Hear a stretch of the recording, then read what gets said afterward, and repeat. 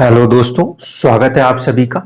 आज हम चर्चा करेंगे केतु का। जो मैंने आपको कंसेप्ट कहा था कि केतु यदि कहीं पे दृष्टि डाल दे तो वहां पे कुछ केसेस में योग भंग हो सकते हैं। हमेशा ऐसा नहीं होता। लेकिन उसके पहले एक दूसरे सवाल का भी जवाब दे रहा हूं और ये काफी इंपॉर्टेंट बात होगी। देखिए, कुंडली के एनालिसिस के कंडीशन में या गोचर की बात जब हम करते हैं तो बहुत से लोग एक सवाल करते हैं कि सर, ये जो आप बता रहे हो इसे लगन से देखना है कि चंद्र लगन से देखना है। एक बात को ध्यान रखिए, मेरे सारे प्रिडिक्शंस जो मैंने दिए हैं वो लगन के ऊपर आधारित दिए हैं, क्योंकि मटीरियलिस्टिक वे में चीजें जो हैं वो ज्यादातर लगन से दिखाई देती है। चंद्र लगन से जो प्रभाव होते हैं वो अक्सर मन के ऊपर देखे जाते। अब जो ये सवाल था कि कुंडली को लगन से देखना है या चंद्र लगन से देखना है, तो एक बात को हमेशा के लिए क्लियर करके रखिएगा। आपकी कुंडली में कोई सा भी ग्रह, सूर्य, चंद्रमा, शनि, मंगल, बुध, गुरु, कोई सा भी ग्रह यदि राहु या केतु के नक्षत्र में बैठा है तो राहु और केतु का जो गोचर हुआ उसका प्रभाव उस ग्रह के द्वारा आपकी कुंडली में, वो ग्रह जिन भावों को रूल करते हैं, जिनके अधिपति हैं, उन भावों पे वो असर देखने को मिलेगा। अब क्योंकि हम ये जो वीडियो बना रहे हैं ये एक मास मीडिया पे बना रहे हैं, यानी कि जितने भी आप लोग देख रहे हो, किसी में हजारों, किसी में 100 लोग, तो अपने अपनी कुंडलियों में जो ग्रह होंगे ना वो अलग अलग जगहों पे बैठे होंगे। हो सकता है कि किसी का मीन लगन है, ठीक है, और मीन लगन में किसी का चंद्रमा 5 नंबर की राशि में बैठा है और वो 0 से लेकर 13 डिग्री 20 मिनट का बैठा है। ऐसे में जब ये गोचर का प्रभाव होगा तो लगन तो मीन रहेगा, ठीक है, लेकिन राशि में यानी कि चंद्रमा, उनके मन के ऊपर जो प्रभाव है वो अब बदल जाएगा। राहु और केतु के गोचर के आधार पे मन में प्रभाव की चेंजेस आएंगे। इसीलिए इस बात को ध्यान रखिए कि जब आप अपना सॉफ्टवेयर में अपनी कुंडली बनाएंगे तो इसको चेक कर लीजिएगा कि आपका कौन सा ग्रह किन नंबर की राशि में हो। मान लीजिए अगर आपको गोचर में केतु के गोचर से समझना है तो 1 नंबर, 5 नंबर या 9 नंबर की राशि में आपका कोई भी ग्रह 0 से लेके 13 डिग्री 20 मिनट का होगा, या फिर लिखा होगा अश्विनी नक्षत्र, मघा नक्षत्र और मूला नक्षत्र, इनमें बैठा होगा। तो जो केतु का प्रभाव है आपकी लगन कुंडली में, वो जिस भी भाव में बैठे होंगे उसका असर देखने को मिलेगा। इसी तरीके से मान लीजिए 3 नंबर, 7 नंबर और 11 नंबर, इसके अंदर आपका चंद्रमा बैठा हुआ है, तो आपका कोई सा भी लगन हो, लेकिन इसमें कहां पे बैठेगा, 6 डिग्री 40 मिनट से ज्यादा बैठेगा और 20 डिग्री तक बैठेगा इन 3 राशियों में। तो आपका कोई सा भी लगन हो, राहु का जो गोचर है उसका प्रभाव आपको अपने मन के ऊपर देखने को मिलेगा, ठीक है, इस बात को ध्यान रखिएगा। इसी तरीके से सूर्य यदि बैठे तो फादर या आत्मा के ऊपर, या सूर्य जिन भावों को रूल करता है उसके ऊपर यह प्रभाव देखने को मिलता है। इस चीज को ध्यान रखिएगा, क्योंकि किसी भी लगन कुंडली के अंदर कोई सा भी ग्रह जाके इन जगहों पे बैठ सकता है। तो जब इनका नक्षत्र स्वामी उस ग्रह के रिस्पेक्ट में और उस लगन के भाव के रिस्पेक्ट में कहा गया, इन दोनों तीनों चीजों को देखकर ही फाइनल बात की जाती है। मेन इंपॉर्टेंट चीज जो ये है कि अभी जिन भी लोगों का चंद्रमा जन्म के समय 1, 5, 9 में, 3, 7, 11 में, या सूर्य 1, 5, 9 और 3, 7, 11 में रहा हो, और वो भी डिग्रियों में कितना, केतु के नक्षत्र या राहु के नक्षत्र में रहा हो, तो उनको कहीं ना कहीं एक बेचैनी सी फील हो सकती है, खासकर चंद्रमा वालों को। सूर्य तो फिर भी स्ट्रांग प्लेनेट होता है, चंद्रमा थोड़ा सा जल्दी अपने आप को उथल पुथल कर लेता है, चंचलता ज्यादा होती है। यदि कुंडली में चंद्रमा थोड़ा सा कमजोर होगा तो ये जो गोचर हुए हैं राहु केतु के और आपके चंद्रमा इन राशियों में बैठे हैं, तो आपके मन के अंदर ना थोड़ी सी बेचैनी महसूस हुई होगी या अभी भी आगे जाके हो सकती है। ये तो हुई हमारी पहली बात। अब हम चर्चा करते हैं फाइनली कि जो हमने केतु को लेकर तथ्य दिए थे उसको देखिए। उन जातिका का कहना था कि केतु का तो सिर ही नहीं है, वो देखेगा कहां से, ये उनका मेन क्वेश्चन था कि उसकी दृष्टि कैसे होगी। कुछ किताबों के अंदर हम पढ़ते हैं कि दृष्टियां नहीं होती, कुछ में पढ़ते हैं दृष्टियां होती हैं, इसलिए किताबों को लिखने वालों ने अपने अपने तरीके से अनुभव किया। दो चीजें थी मैंने जहां तक पढ़ा है, एक तो ये था कि जब हम होरा शास्त्र को देखते हैं उसमें मेंशन होती कुछ चीजें, और कुछ ऐसे हैं जो कि नाड़ी शास्त्र वालों में होता है। तो ट्राइन का कंसेप्ट है, ट्राइन का मतलब 1, 5, 9, इस आधार पे उन लोगों ने माना है कि कोई भी ग्रह जब किसी दूसरे ग्रह से ट्राइन में 1, 5, 9वें भाव में बैठता है तो वो उसके ऊपर प्रभाव जरूर करता है। ये ज्यादातर नाड़ी वाले कंसेप्ट में आपको देखने को मिल जाएगा। तो अब करता क्यों है, हमें तो ये खोजना, हमारा काम सिर्फ रिसर्च पे है कि आखिर करता क्यों है। अब उसको समझिएगा। जो प्रश्न था वो ये कि दृष्टि कैसे होगी अगर सिर नहीं है तो। किसी भी ग्रह का कोई सिर नहीं है। जब आप टेलीस्कोप से देखोगे तो हर ग्रह ग्रह ही है, उनमें ग्रेविटेशनल फोर्सेस होते हैं, ठीक है। राहु और केतु की अगर आपने मेरी शुरुआत की वीडियोस दी है, क्योंकि मैंने शुरुआत वहीं से ही की थी अपनी वीडियो की, राहु और केतु से, तो वहां पे मैंने उनको मैग्नेट्स कहा था। राहु जो है वो किसी भी मैग्नेट का नॉर्थ पोल है, नॉर्थ नोड हो जाता है। केतु जो होता है वो किसी भी मैग्नेट का साउथ पोल है, साउथ नोड होता है, ठीक है। और ये जो मैग्नेट्स होते हैं ये अपनी तरफ चीजों को अट्रैक्ट करते हैं या तो रिपल करते हैं। नॉर्थ जो है यहां से मैग्नेटिक लाइन ऑफ फोर्सेस जा रही होती हैं, इसीलिए राहु के साथ हमने कहा है कि ये डिजायर्स देता है, अपने अंदर की चीज को बाहर निकालने का प्रयास करता है। और केतु के अंदर की तरफ सारी लाइंस आ रही होती हैं साउथ पोल में, इसीलिए हम मानते हैं कि जहां केतु बैठता है वहां की चीजों को वो अपने अंदर भरने का प्रयास करता है, ठीक है। ये पहला लॉजिक था। अब इसी लॉजिक को थोड़ा सा और आगे बढ़ाएंगे। एक बात को समझिएगा कि अलग अलग राशियों में अलग अलग ग्रहों के नक्षत्र आते हैं। इनमें से केतु के नक्षत्र जो हैं ये किस में आते हैं, ये 1 नंबर की राशि में आते हैं, 5 नंबर की राशि में आते हैं और 9 नंबर की राशि में आते हैं, ठीक है। दूसरी बात क्या है, अब इसको पहले थोड़ा सा आध्यात्मिक रूप से समझाता हूं, फिर दोबारा आके इस चीज से कनेक्ट कर दूंगा साइंटिफिक वे में, आप समझ जाओगे। आध्यात्मिक रूप से लेके चलें तो पहली बात है 1 नंबर, 5 नंबर और 9 नंबर की राशि को फायर एलिमेंट कहा गया है, अग्नि तत्व प्रधान कहा गया है। इसका मतलब है कि 3 प्रकार की अग्नियां होती हैं। 3 प्रकार की अग्नि कैसे, एक अग्नि होती है सूर्य की, ठीक है। दूसरी अग्नि होती है जो कि मंगल के पास होती है। तीसरी जो अग्नि होती है वो केतु के पास होती है। देखिए ऊपर 9 नंबर लिखा है, लेकिन मैंने यहाँ पे गुरु को डायरेक्ट कनेक्ट नहीं किया अग्नि के साथ। इसका कारण यह है कि गुरु को उच्च का हम मानते हैं जल तत्व की राशि में, 4 नंबर की राशि में, ठीक है। जबकि सूर्य जो है वो फिर भी कहाँ उच्च का हो रहा है, वो मंगल की राशि में उच्च का हो रहा है, अग्नि तत्व में। ये तीनों ही राशियों को अग्नि तत्व का कहा गया है। इन तीनों ही राशियों में एक कॉमन एलिमेंट जो है वो है केतु का।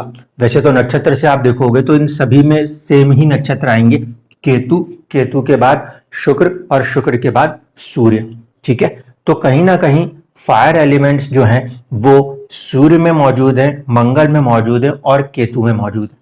ये बात क्यों समझा रहा हूं, क्योंकि केतु की दृष्टि किसी चीज को अच्छा भी कर सकती है और किसी चीज को खराब भी कर सकती है। नेचुरली जो भी आप खाना खाते हो, नेचुरली वो सब कुछ पेड़ से पका हुआ होता है, पेड़ से पका हुआ होता है, ठीक है। आप कभी कोई कच्चा फल नहीं खाते, पके हुए चीज को खाते हो। तो सूर्य की जो दृष्टि है, उसकी जो अग्नि है ना, वो पौधों के अंदर, जो आप देखते हो कि फसल पक गई, कब पकती है, गर्मी आने पे। इसका मतलब है कि सूर्य की जो ऊर्जा है वो कहीं ना कहीं पूरे ब्रह्मांड में कह लें या पूरे धरती के अंदर हम कह लें तो चीजों को पकाकर उसे उपयोग करने लायक बनाती है, ठीक है। ये पहली कंडीशन। अब हम लोग गेहूं को, चावल को ऐसे कच्चा नहीं खा सकते, क्योंकि हमारी जो बॉडी है उसका डाइजेस्टिव मैकेनिज्म थोड़ा सा अलग हो जाता है। आप बाकी पक्षियों को देखते हो, वो नहीं पका के खाते, वो वैसे का वैसे ही खा लेते हैं। इसका मतलब है कि वो खाना उनके लिए तो पका हुआ है। तो सूर्य भी जहां दृष्टि डालता है वो उस चीज के ऊपर अपने अग्नि तत्व को देकर उसे एक उपयोगी चीज बनाता है। ठीक है, अग्नि हमेशा खराब नहीं होती, कुछ उपयोगी बनाने का प्रयास करती है। अब हम लोग क्योंकि सीधे उसको नहीं कंज्यूम कर सकते, तो हम क्या करते हैं, हम मंगल की अग्नि का प्रयोग करते हैं। मंगल क्या है? मंगल है एक्शन। ठीक है, तो यहाँ पे क्या हो रहा है, पैशन और एक्शन। तो हम जब किसी चीज को खाएंगे तब हमारे अंदर एनर्जी आएगी, और एनर्जी आएगी तब जाकर हम किसी काम को कर पाएंगे। सूर्य में जो कंसेप्ट है वो आपकी आंखों के साथ जोड़ा जा सकता है कि आपकी दृष्टि जो है वो सूर्य की ऊर्जा की तरीके काम करती है। पलके झपकाएंगे तो अंधेरा हो जाएगा, जैसे पृथ्वी घूमी और रात हो गई और आपने पलक खोली तो आपको चीजें दिख रही हैं। ये सूर्य की कांस्टेंट एनर्जी है। इसी तरीके से मंगल की जो एनर्जी है उसको हम खाने के रूप में भी देख सकते हैं। क्यों? क्योंकि जब आप भोजन पकाते हो, फायर आता है ना, कि हम कहते हैं कि जितने भी फायर एलिमेंट्स वाले या आग वाले जो काम है वो सब मंगल प्रधान लोग कर सकते हैं। तो मंगल की जो ऊर्जा है, जो फायर है, वो हेल्प कर देती है कभी कभी, कभी क्या मोस्टली खाना को पकाने में, जो कि आप खाते हो। यानी कि जो चीजें नेचुरली आप सीधे कंज्यूम नहीं कर सकते, आप अपने एक्शन के द्वारा उसको अपने कंजम्पशन के लायक बनाते हो। ये डे टू डे लाइफ में आप हमेशा देखोगे। तो ये चीज जो है ये कहलाती है मंगल की ऊर्जा, और यही भोजन से आपके अंदर जो ब्लड्स में ये सारी चीजें जाती हैं, तो मंगल जो है ब्लड का भी कारक ग्रह बन जाया करता है।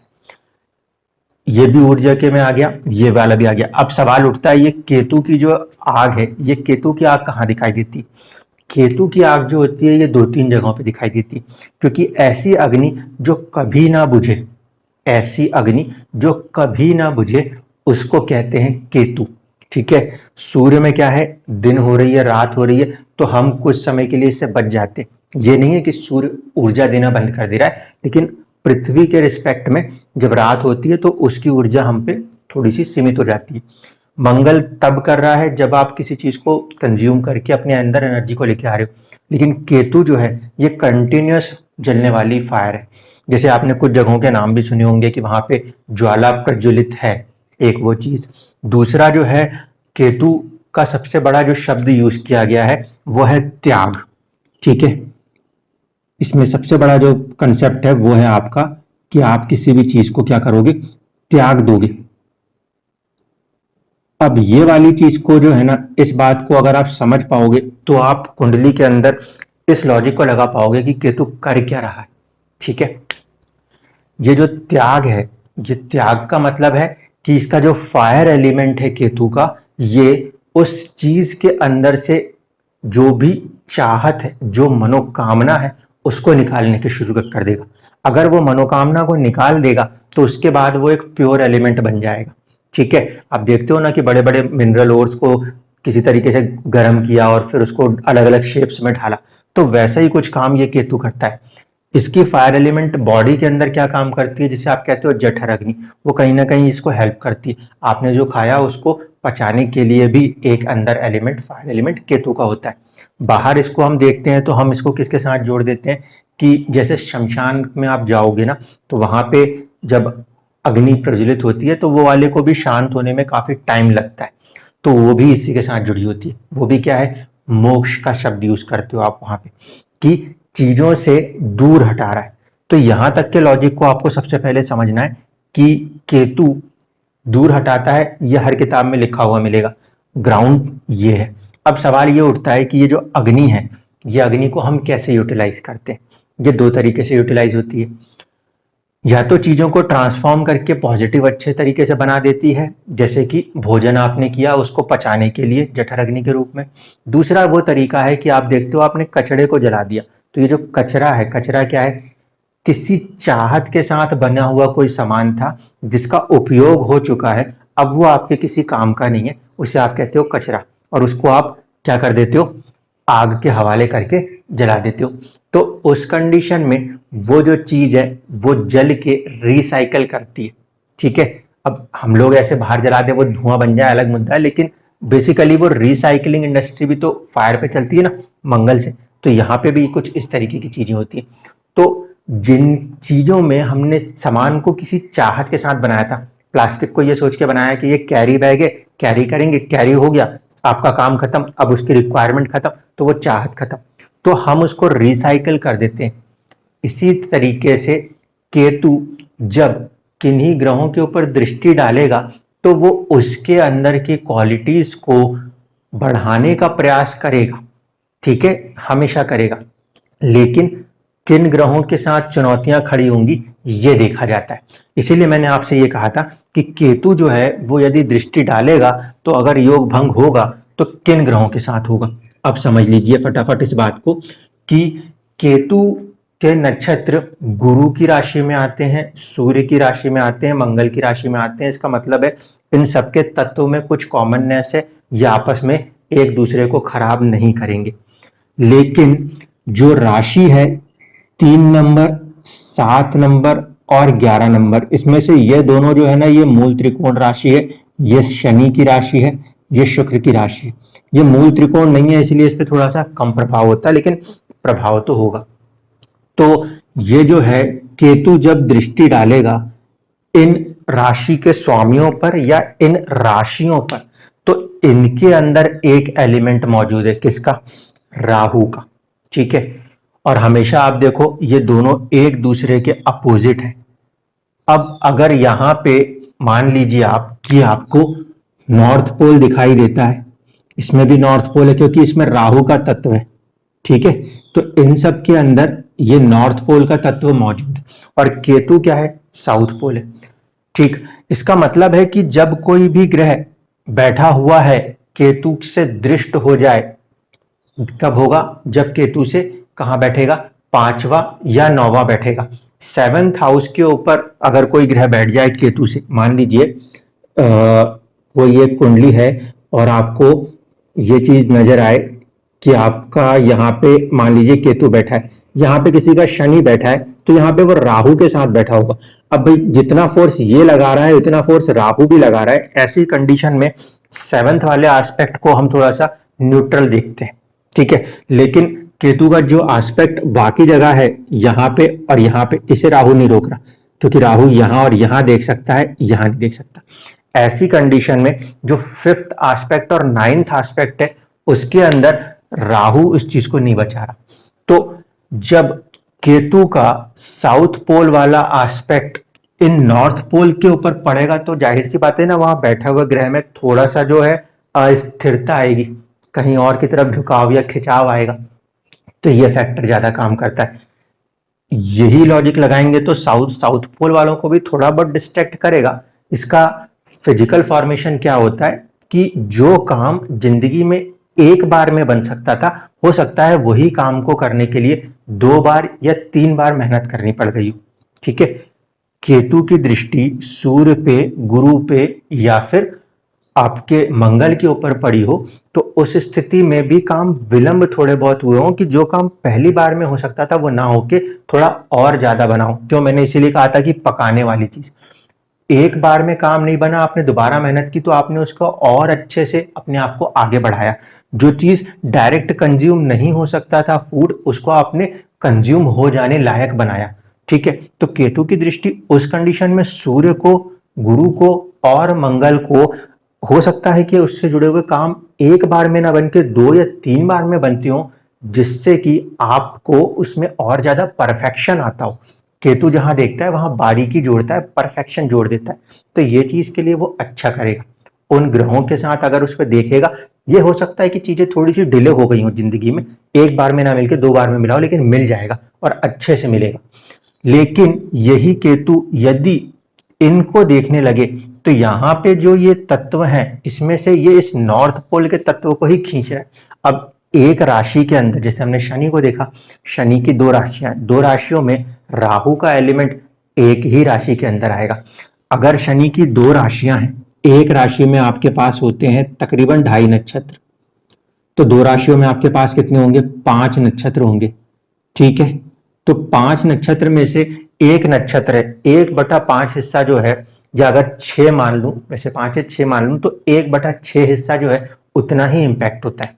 इसीलिए मैंने ये कहा था किसी भी कुंडली में अगर शनि ने केतु ने शनि को देख लिया, तो शनि क्या है, शनि है कर्म प्रधान, ठीक है। कर्म प्रधान होने के कारण आप कर्म तो कर रहे हो, लेकिन आप कर्म के में अंदर एक चाहत ले लेते हो। चाहत तो बेसिकली मन से ही होती है कि भाई मैं ये कर रहा हूं और मुझे ये प्राप्त हो, तो आपने वो किया तो एक्शन तो कंप्लीट हुआ, एनर्जी लगी, एक्शन कंप्लीट हुआ, लेकिन आपने ये सोचा था कि ये काम करके मैं 4 करोड़ कमाऊंगा, तो आपको 4 करोड़ की जगह हो सकता है कुछ लाख या कुछ हद तक 1 करोड़ तक आप रुक गए हो। तो आपने जो मन में चाहा था ना, वो चाहत वाला फैक्टर थोड़ा सा कम हो गया, क्योंकि जो राहु है वो डिजायर है, वो डिजायर का जो है हमने बहुत ज्यादा डिजायर करी, उसमें कुछ कमी आ गई, ये हम ऐसा ऑब्जर्व करते हैं। इसी तरीके से यदि शुक्र आ जाएगा, तो शुक्र में क्या है, डिजायर विलासिता के डिजायर है, तो यहाँ पे विलासिता में कमी आने की चीजें देखी जा सकती है। बुध जो है, बुध की ये कोई मूल त्रिकोण राशि नहीं है, लेकिन बुध के अंदर कम्युनिकेशन होता है, उसकी चाहत होती है कि वो अपनी चीजों को ज्यादा से ज्यादा बेहतर तरीके से बाहर निकाले, एनालिटिकल एबिलिटीज के द्वारा या फिर कम्युनिकेशन के द्वारा। तो वो लोग जब केतु इस बुध को देखने लगता है, तो बोलचाल में वो अपने आप को ना थोड़ा सा इनकंफर्टेबल हो जाते हैं, अनकंफर्टेबल हो जाते हैं, कि चीजों को आसानी से सामने प्रकट नहीं कर पाते, कहना बहुत कुछ चाहेंगे अंदर ही अंदर, लेकिन बाहर निकल के बोल नहीं पाएंगे। तो यहाँ पे ऐसा प्रभाव होता है, और यही चीज जब इनको देखेगी तो काम तो इनके भी बनेंगे, ऐसा नहीं है कि काम नहीं बनेंगे, लेकिन ये जो आप चाह के जो काम कर रहे हो, वो वाली जो फैक्टर है वो थोड़ी सी इनकम्प्लीट सी रहती है। फिर इंसान मन ही मन में दुखी रहता है कि मैंने इतना तो किया लेकिन मुझे मिला क्यों नहीं वो, ठीक है, ये फैक्टर है। अब इन चीजों के साथ एक बात और ध्यान रखिएगा, राशि का भी प्रभाव है। क्यों? क्योंकि ग्रह जिस राशि में बैठा है, एक एनवायरमेंट वहां से भी लेके चल रहा है। जैसे कि शनि नीच राशि तो हो गया, तो वो पहले से परेशान, और उसके बाद उसको केतु देखेगा तो वो और ज्यादा परेशान हो जाएगा। अब यही शनि किसी कुंडली में उच्च का बैठा है, यानी कि शनि उच्च का कहाँ पे होगा, 7 नंबर की राशि में, तो वो तो और भी ज्यादा राहु के एलिमेंट के साथ बैठा हुआ है, और ज्यादा कर्म करने की चाहत को लेके बैठा है। उच्च का शनि का मतलब क्या है, कर्म इसमें पहले से मौजूद है, राहु का तत्व, ये उस राशि में बैठ गया जिसमें राहु का तत्व है, उच्च हो गया, और ज्यादा कर्म करने की चाहत है। अब ऐसे में यदि केतु ने वहां देख भी दिया, तो क्या होगा, थोड़ा सा जो वो चाहत है उसमें थोड़ी सी कमी आएगी, यानी कि उनके भी काम उच्च के शनि होने के बाद भी थोड़े एक तो लेट होंगे, और हल्का फुल्का जो वो चाह रहे हैं उससे कम मिल रहा हो, ठीक है, बहुत ज्यादा नहीं। लेकिन यही शनि नीच का हो गया 1 नंबर की राशि में, और फिर केतु ने देखा, तो उसकी जो चाहते हैं वो उस राशि के कारण वैसे ही पूरी नहीं हो रही, क्योंकि वो केतु के एरिया में है, और उसके बाद फिर दृष्टि में आएगा तो वो जो 100% लगा रहा था, तो वो 40% रिजल्ट लेके आएगा। जब शनि 7 नंबर की राशि में बैठा और केतु से दृष्ट हो रहा है, तो 100% लगा रहा था, कम से कम 80% लाएगा। और यही शनि 1 नंबर की राशि में बैठ जाए और केतु दृष्टि डाल दे, तो 100% एफर्ट क्या, 200% एफर्ट लगाने के बाद रिजल्ट जो है वो 40-50% ही देखने को मिलते। तो इस तरीके से राशि का भी एक फैक्टर है जो कि इनको प्रभावित करता है। किसी कुंडली में शनि के साथ गुरु बैठ जाए और फिर उसको केतु देख ले, तो गुरु की ब्लेसिंग जो है वो तो शनि के पास है ना, वो उसको प्रोटेक्ट करेगी। तो ये बहुत सारे परमुटेशन और कॉम्बिनेशंस हैं जो मिलके काम करते हैं एस्ट्रोलॉजी के अंदर। कोई भी चीज आप एक कंसेप्ट को एक जरिए से पढ़ते हो, लेकिन जब बाकी के सारे ग्रहों के साथ वो एनर्जाइज होते हैं तो उनके रिजल्ट्स में बहुत ज्यादा वेरिएशंस देखने को मिलते हैं। आगे कभी चर्चा करूंगा कुंडलियों को लगा के, क्योंकि वीडियो बहुत लंबी ना हो जाए, कि हमने उस बात को ऑब्जर्व किया, लोगों ने काम को आखिरी दम तक करने का प्रयास किया, कोई ना कोई चीज आके उनके कामों को रोक दिया करती थी। इस कारण से कुंडली के अनुभव के बाद मुझे ये चीज महसूस हुई है कि जब भी केतु ने दृष्टियां डाली हैं इन 3 ग्रहों के ऊपर, तो कुछ ना कुछ उनके तत्वों में कमी देखने को मिली है। धन्यवाद।